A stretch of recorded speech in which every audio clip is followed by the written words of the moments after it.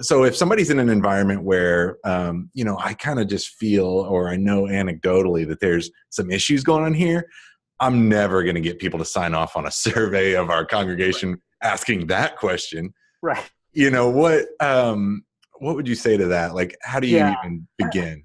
I look at it as, Jesus was a priest, king, and a prophet, right? And this really does probably come from the king camp. Like, you've got your priests and your prophets. Mm, This probably does fit in the window of the king lane. But I do believe that to be better priests and prophets, we should be bringing forward information that helps us be informed. mm, And I just think that that's good stewardship. And we do it all the time. And we can go back to scripture to see where they were using data and they were informed about what they were doing. I mean, even this world, and I know we're going to get there as far as talking about some of the big data, hmm but even back in the day, they were using big data. They were just using it in an analog fashion. We just have advanced on the technology side relative to what they were doing back then. Right. So I don't think it's to be something feared, because I look at that as something then really I would question the motive of why I wouldn't want to know.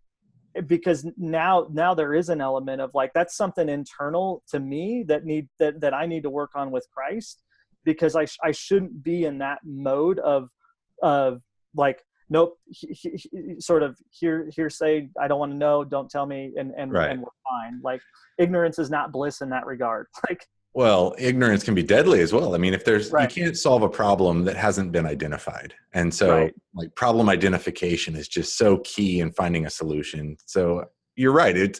Let's understand what the problems are, if they exist, so that we can address those. Yeah, to that point, it's like, right, hey, this for especially I'll say for successful churches, right?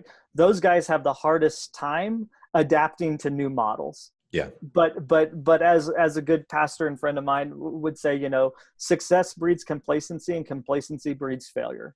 So Mm, if you're not constantly on that innovative side, I mean, you can look at the research right now and say, hey, some of the largest people groups are leaving the church at a greater rate than at any point in time in history outside of when Jesus commissioned the church in Acts.